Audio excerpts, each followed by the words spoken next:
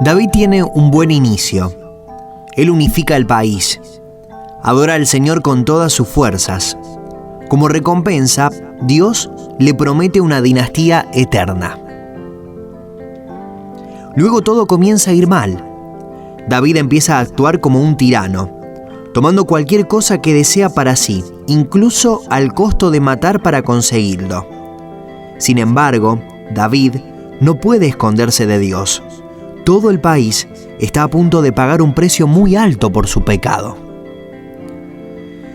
En la primavera, que era la época en que los reyes salían de campaña, David mandó a Joab con la guardia real y todo el ejército de Israel para que aniquilara a los amonitas y sitiara la ciudad de Rabá. Pero David se quedó en Jerusalén. Una tarde, al levantarse David de la cama, comenzó a pasearse por la azotea del palacio y desde allí vio a una mujer que se estaba bañando. La mujer era sumamente hermosa, por lo que David mandó que averiguaran quién era y le informaron. Se trata de Betsabé, que es hija de Elián y esposa de Urías, el hitita. Entonces David ordenó que la llevaran a su presencia y cuando Betsabé llegó, él se acostó con ella. Después de eso, ella volvió a su casa. Hacía poco que Betsabé se había purificado de su menstruación, así que quedó embarazada y se lo hizo saber a David. Entonces David le envió este mensaje a Joab: «Mándame aquí a Urías, el hitita». Y Joab así lo hizo. Cuando Urías llegó, David le preguntó cómo estaban Joab y sus soldados y cómo iba la campaña. Luego le dijo: «Vete a tu casa y acuéstate con tu mujer». Tan pronto como salió del palacio, Urías recibió un regalo de parte del rey, pero en vez de irse a su propia casa, se acostó a la entrada del palacio, donde dormía la guardia real. David se enteró de que Urías no había ido a su casa, así que le preguntó: «Has hecho un viaje largo, ¿por qué no fuiste a casa?». En ese momento, respondió Urías: «Tanto el arca como los hombres de Israel y de Judá se guarecen en simples enramadas, y mi señor Joab y sus oficiales acampan al aire libre. ¿Y yo voy a entrar en mi casa para darme un banquete y acostarme con mi esposa? Tan cierto como que su majestad vive, que yo no puedo hacer tal cosa». «Bueno, entonces quédate hoy aquí y mañana te enviaré de regreso», replicó David. Urías se quedó ese día en Jerusalén, pero al día siguiente David lo invitó a un banquete y logró emborracharlo.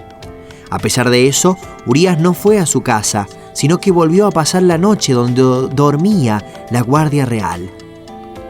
A la mañana siguiente, David le escribió una carta a Joab y se la envió por medio de Urías. La carta decía: «Pongan a Urías al frente de la batalla, donde la lucha sea más dura. Luego déjenlo solo, para que lo hieran y lo maten». Por tanto, cuando Joab ya había sitiado la ciudad, puso a Urías donde sabía que estaban los defensores más aguerridos. Los de la ciudad salieron para enfrentarse a Joab, y entre los oficiales de David que cayeron en batalla, también perdió la vida Urías, el hitita. Cuando Betsabé se enteró de que Urías, su esposo, había muerto, hizo duelo por él. Después del luto, David mandó que se la llevaran al palacio y la tomó por esposa. Con el tiempo, ella le dio un hijo. Sin embargo, lo que David había hecho le desagradó al Señor. El Señor envió a Natán para que hablara con David. Cuando este profeta se presentó ante David, le dijo: «Dos hombres vivían en un pueblo. El uno era rico, el otro pobre. El rico tenía muchísimas ovejas y vacas, en cambio el pobre no tenía más que una sola ovejita que él mismo había comprado y criado. La ovejita creció con él y con sus hijos, comía de su plato, incluso bebía de su vaso y dormía en su regazo. Era para ese hombre como su propia hija. Pero sucedió que un viajero llegó de visita a casa del hombre rico y como éste no quería matar ninguna de sus propias ovejas o vacas para darle de comer al huésped, le quitó al hombre pobre su única ovejita. Tan grande fue el enojo de David contra aquel hombre que le respondió a Natán: «Tan cierto como que el Señor vive, que quien hizo eso merece la muerte. ¿Cómo pudo hacer algo tan ruin? Ahora pagará 4 veces el valor de la oveja». Entonces Natán le dijo a David: «Tú eres ese hombre.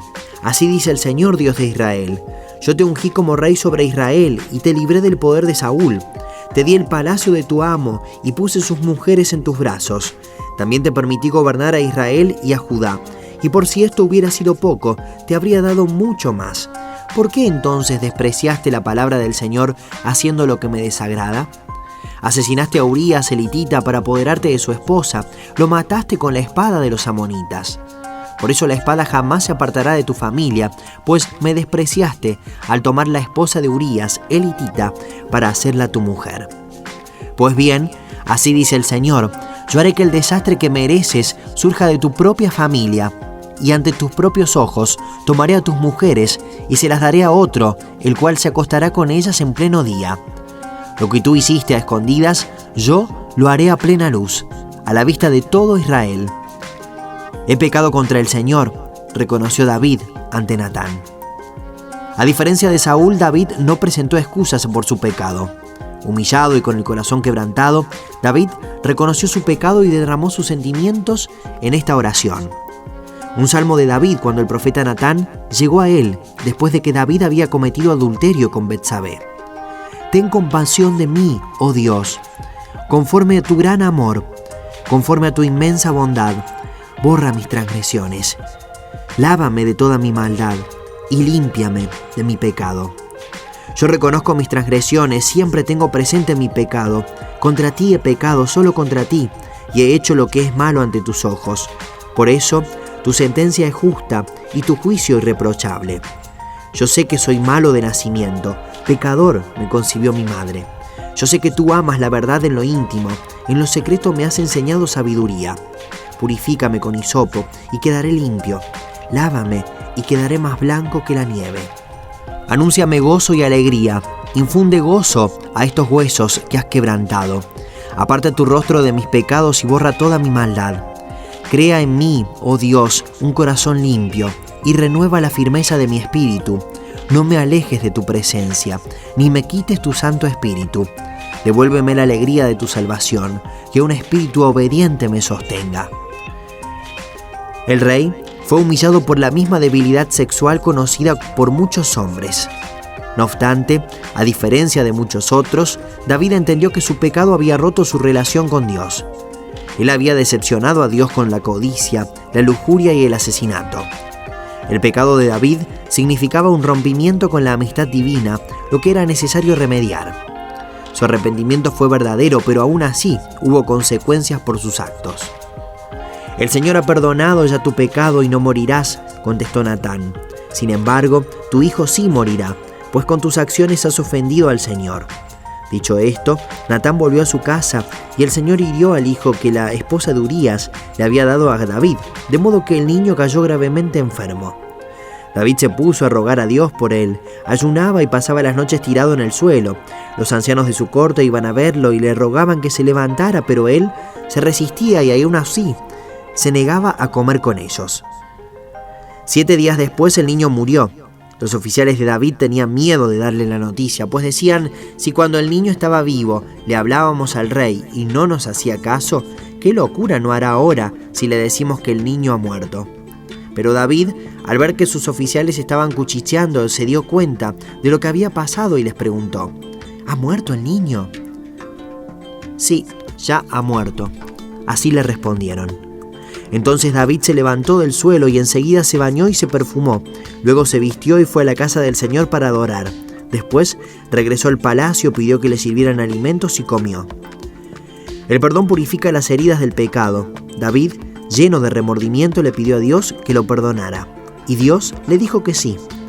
Dios ama a la persona que respeta su santidad y atesora su amistad. David expresó su gratitud por el regalo del perdón de Dios en uno de sus salmos. Dichoso aquel a quien se le perdonan sus transgresiones, a quien se le borran sus pecados. Dichoso aquel a quien el Señor no toma en cuenta su maldad, y en cuyo espíritu no haya engaño. Mientras guardé silencio, mis huesos se fueron consumiendo. Por mi gemir de todo el día, mi fuerza se fue debilitando, como el calor del verano, porque día y noche tu mano pesaba sobre mí. Pero te confesé mi pecado y no te oculté mi maldad. Me dije, voy a confesar mis transgresiones al Señor, y tú perdonaste mi maldad y mi pecado. Por eso, los fieles te invocan en momentos de angustia. caudalosas aguas podrán desbordarse, pero a ellos no le alcanzarán. Tú eres mi refugio, tú me protegerás del peligro y me rodearás con cánticos de liberación. Muchas son las calamidades de los malvados, pero el gran amor del Señor envuelve a los que en Él confían. Alégrense ustedes los justos, regocíjense en el Señor, canten todos ustedes los rectos de corazón. Luego David fue a consolar a su esposa y se unió a ella. Betsabé le dio un hijo, al que David llamó Salomón. El Señor amó al niño y mandó a decir por medio del profeta Natán que le pusieran por nombre Jedidías, por disposición del Señor. Con su pecado perdonado, David de nuevo elogió a Dios con un corazón pleno y continuó dirigiendo al ejército con gran éxito. Este brillante estratega sabía cómo motivar a los hombres. Sin embargo, una lucha se gestaba entre sus propios hijos, la que David no vio venir. En especial con respecto a su hijo Absalón, el discernimiento intelectual de la conducta humana normalmente profundo que poseía David le falló. David no actuó de la forma debida y Absalón sutilmente minó la administración de su padre e incitó a la población. Por último, Absalón retó la posición política de David. Este hombre hermoso, con una chispa indomable que David debió haber reconocido, se convirtió en un traidor. David se halla ahora en territorio desconocido, enfrentando una rebelión dentro de su propia familia, un enemigo que también era un hijo amado. ¿Cómo marchar contra un enemigo que amas? ¿Cómo tirar una lanza contra el corazón de otro cuando el golpe aplasta el espíritu de su propio corazón también? David pasó revista a sus tropas y nombró jefes sobre los grupos de 1000 y 100 soldados. Los dividió en 3 unidades y los envió a la batalla. La primera unidad estaba bajo el mando de Joab, la segunda bajo el mando de Abisai, hijo de Sarbia y hermano de Joab, y la tercera bajo el mando de Itai, el gitita. Yo los voy a acompañar, dijo el rey. Pero los soldados respondieron: no, su majestad, no debe acompañarnos. Si tenemos que huir, el enemigo no se va a ocupar de nosotros, pero si la mitad de nosotros muere, a ellos no les va a importar. Pero su majestad vale por 10.000 de nosotros, así que es mejor que se quede y nos apoye desde la ciudad. Bien, dijo el rey, haré lo que les parezca más conveniente. Dicho esto, se puso a un lado de la entrada de la ciudad, mientras todos los soldados marchaban en grupos de 100 y de 1000. Además, el rey dio esta orden a Joab, Abisai e Itai: no me traten duro al joven Absalón. Y todas las tropas oyeron las instrucciones que el rey le dio a cada uno de sus generales acerca de Absalón. El ejército marchó al campo para pelear contra Israel y la batalla se libró en el bosque de Efraín. La lucha fue intensa aquel día, hubo 20.000 bajas. Sin embargo, los soldados de David derrotaron allí al ejército de Israel. La batalla se extendió por toda el área, de modo que el bosque causó más muertes que la espada misma. Absalón, que había montado una mula, se encontró con los soldados de David. La mula se metió por debajo de una gran encina y a Absalón se le trabó la cabeza entre las ramas. Como la mula siguió de largo, Absalón quedó colgado en el aire. Un soldado que vio lo sucedido le dijo a Joab: acabo de ver a Absalón colgado de una encina. ¿Cómo?, exclamó Joab. ¿Lo viste y no lo mataste ahí mismo? Te habría dado 10 monedas de plata y un cinturón.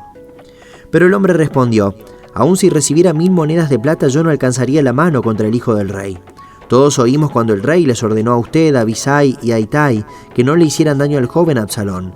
Si yo me hubiera arriesgado, me habrían descubierto, pues nada se le escapa al rey, y usted por su parte me habría abandonado. No voy a malgastar mi tiempo contigo, replicó Joab. Acto seguido, agarró 3 lanzas y fue y se las clavó en el pecho a Absalón, que todavía estaba vivo en medio de la encina. Luego, 10 de los escuderos de Joab rodearon a Absalón y lo remataron. Entonces, Joab mandó a tocar la trompeta para detener a las tropas, y dejaron de perseguir a los israelitas. Después tomaron el cuerpo de Absalón y lo tiraron en un hoyo grande que había en el bosque, y sobre su cadáver amontonaron muchísimas piedras. Mientras tanto, todos los israelitas huyeron a sus hogares. En vida, Absalón se había erigido en una estrella en el valle del rey, pues pensaba: no tengo ningún hijo que conserve mi memoria. Así que esa estela la puso su propio nombre, y por eso hasta la fecha se conoce como la estela de Absalón. Entonces Joab se dirigió a un soldado cusita y le ordenó: ve tú y dile al rey lo que has visto. El cusita se inclinó ante Joab y salió corriendo. Entonces llegó el cusita y anunció: Le traigo buenas noticias a su majestad. El Señor lo ha librado hoy de todos los que le habían rebelado en contra suya. ¿Y está bien el joven Absalón?, preguntó el rey. El cusita contestó: que sufran como ese joven los enemigos de su majestad y todos los que intentan hacerle mal. Al oír esto, el rey se estremeció y mientras subía al cuarto que está encima de la puerta, lloraba y decía: ¡ay, Absalón, hijo mío, Absalón, hijo mío! Ojalá hubiera muerto yo en tu lugar. ¡Ay, Absalón, hijo mío, hijo mío! Pero el rey, cubriéndose la cara, seguía gritando a voz en cuello: ¡ay, Absalón, hijo mío! ¡Ay, Absalón, hijo mío, hijo mío! La rebelión de Absalón fue suprimida y el daño político reparado. Ahora David vuelve su atención a los asuntos más placenteros. La palabra del Señor le dice a David que el gran proyecto del templo debe ser encargado a su sucesor, Salomón. David planificó de manera grandiosa y acumuló lujosos materiales, pero Salomón, más tarde, debería dirigir la construcción en sí.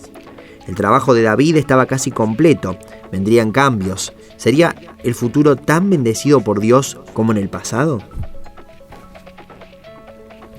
Entonces dijo David: aquí se levantará el templo de Dios el Señor, y también el altar donde Israel ofrecerá el holocausto. Luego, David ordenó que se reuniera a los extranjeros que vivían en el territorio israelita. Entre ellos, nombró canteros que labraran piedras para la construcción del templo de Dios. Además, David juntó mucho hierro para los clavos y las bisagras de las puertas, y bronce en abundancia. También amontonó mucha madera de cedro, pues los habitantes de Sidón y de Tiro le habían traído madera de cedro en abundancia. Mi hijo Salomón, pensaba David, es muy joven e inexperto, y el templo que hay que construir para el Señor debe ser el más grande y famoso de toda la tierra. Por eso le dejaré todo listo. Así que antes de morir, David le dejó todo listo. Luego llamó a su hijo Salomón y le encargó construir el templo para el Señor Dios de Israel.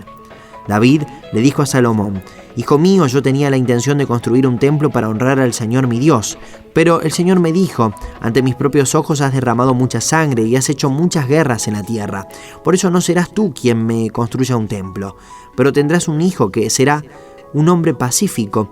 Yo haré que los países vecinos que sean sus enemigos lo dejen en paz. Por eso se llamará Salomón. Durante su reinado, yo le daré a Israel paz y tranquilidad. Él será quien me construya un templo. Él será para mí como un hijo, y yo seré para él como un padre. Yo afirmaré para siempre el trono de su reino en Israel. Ahora, hijo mío, que el Señor tu Dios te ayude a construir su templo tal como te lo ha prometido. Que te dé prudencia y sabiduría para que cuando estés al frente de Israel obedezcas su ley. Él es el Señor tu Dios si cumple las leyes y normas que el Señor le entregó a Israel por medio de Moisés, entonces te irá bien. Sé fuerte y valiente, no tengas miedo ni te desanimes. Mira, con mucho esfuerzo he logrado conseguir para el templo del Señor 3.300 toneladas de oro, 33.000 toneladas de plata y una incontable cantidad de bronce y de hierro. Además, he conseguido madera y piedra, pero tú debes adquirir más. También cuentas con una buena cantidad de obreros, canteros, albañiles, carpinteros y expertos en toda clase de trabajos en oro, plata, bronce y hierro. Así que pon manos a las obras y que el Señor te acompañe. Después David les ordenó a todos los jefes de Israel que colaboraran con su hijo Salomón. Les dijo: el Señor su Dios está con ustedes y les ha dado paz en todo lugar. Él ha entregado mi poder a los habitantes de la región y estos han quedado sometidos al Señor y a su pueblo. Ahora pues, busquen al Señor su Dios de todo corazón y con toda el alma. Comiencen la construcción del santuario de Dios el Señor, para que se trasladen el arca del pacto y los utensilios sagrados al templo que se construirá en su honor. El rey David le dijo a toda la asamblea: Dios ha escogido a mi hijo Salomón, pero para una obra de esa magnitud todavía le falta experiencia. El palacio no es para un hombre, sino para Dios el Señor. Con mucho esfuerzo he hecho los preparativos para el templo de Dios. He conseguido oro para los objetos de oro, plata para los de plata, bronce para los de bronce, hierro para los de hierro, madera para los de madera, y piedras de ónice, piedras de engaste, piedras talladas de diversos colores, piedras preciosas de toda clase y mármol en abundancia. Además, aparte de lo que ya he conseguido todo por amor al templo de mi Dios, entrego para su templo todo el oro y la plata que poseo. 100.000 kilos de oro, de Ofir, y 230.000 kilos de plata finísima, para recubrir las paredes de los edificios, para todos los objetos de oro y plata, y para toda clase de trabajo que hagan los orfebres. ¿Quién de ustedes quiere hoy dar una ofrenda al Señor? Entonces los jefes de familia, los jefes de las tribus de Israel, los jefes de 1000 y de 100 soldados y los encargados de las obras del rey hicieron sus ofrendas voluntarias. Donaron para las obras del templo de Dios 165.000 kilos y 10.000 monedas de oro, 330.000 kilos de plata y alrededor de 600.000 kilos de bronce y 3.300.000 kilos de hierro. Los que tenían piedras preciosas las entregaron a Jehiel, el gersonita, para el tesoro del templo del Señor. El pueblo estaba muy contento de poder dar voluntariamente sus ofrendas al Señor y también el rey David se sentía muy feliz. Entonces David bendijo así al Señor en presencia de toda la asamblea. Bendito sea Señor, Dios de nuestro Padre Israel. Desde siempre y para siempre tuyos son, Señor, la grandeza y el poder, la gloria, la victoria y la majestad. Tuyo también es el reino y tú estás por encima de todo. De ti proceden las riquezas y el honor. Tú lo gobiernas todo. En tus manos están la fuerza y el poder, y eres quien engrandece y fortalece a todos. Por eso, Dios nuestro, te damos gracias y a tu glorioso nombre tributamos alabanzas. Pero ¿quién soy yo y quién es mi pueblo para que podamos darte estas ofrendas voluntarias? En verdad, tú eres el dueño de todo y lo que te hemos hecho, de ti lo hemos recibido. Ante ti somos extranjeros y peregrinos, como lo fueron nuestros antepasados. Nuestros días sobre la tierra son solo una sombra sin esperanza. Señor y Dios nuestro, de ti procede todo cuanto hemos conseguido para construir un templo a tu santo nombre. Todo es tuyo. Yo sé, mi Dios, que tú pruebas los corazones y amas la rectitud.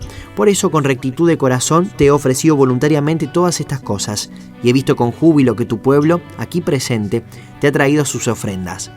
Señor, Dios de nuestros antepasados, Abraham, Isaac e Israel, conserva por siempre estos pensamientos en el corazón de tu pueblo y dirige su corazón hacia ti. Dale también a mi hijo Salomón un corazón íntegro para que obedezca y ponga en práctica tus mandamientos, preceptos y leyes. Permítele construir el templo para el cual ha hecho esta provisión. Luego David animó a toda la asamblea. Alaben al Señor su Dios. Entonces toda la asamblea alabó al Señor, Dios de sus antepasados, y se inclinó ante el Señor y ante el rey. ¿Qué construía la esencia de la intrigante personalidad de este líder? ¿Era su poder y avaricia el estilo normal de los reyes? No, fue el amor de Dios. David era un hombre lleno de dinamismo y pasión. Su riqueza era segura y su familia era tan grande como una pequeña aldea. Sin embargo, lo que dominaba su vida y consumía su corazón era un profundo amor a Dios. Quitando lo demás, aún permanecía Dios. Dios era el dador generoso y el padre amoroso que guió a David desde la infancia hasta la vejez. La poesía de David pinta un hermoso cuadro de su relación con su Dios, protector, Padre y Señor. El Señor es mi pastor, nada me faltará. En verdes pastos me hace descansar. Junto a tranquilas aguas me conduce. Me infunde nuevas fuerzas. Me guía por sendas de justicia. Por amor a su nombre, aun si voy por valles tenebrosos, no temo peligro alguno, porque tú estás a mi lado. Tu vara de pastor me reconforta. Dispones ante mí un banquete en presencia de mis enemigos. Has ungido con perfume mi cabeza. Has llenado mi copa a rebosar. La bondad y el amor me seguirán todos los días de mi vida, y en la casa del Señor habitaré para siempre. David sabía que sus días como un guerrero habían terminado, y su energía para dirigir una nación disminuía. Aún así se resistió a transferirle el poder a su hijo Salomón. Un día, su adorable esposa Betsabé susurró en su oído: «Ahora, David, ahora es el momento». Y el rey cumplió. Continuará.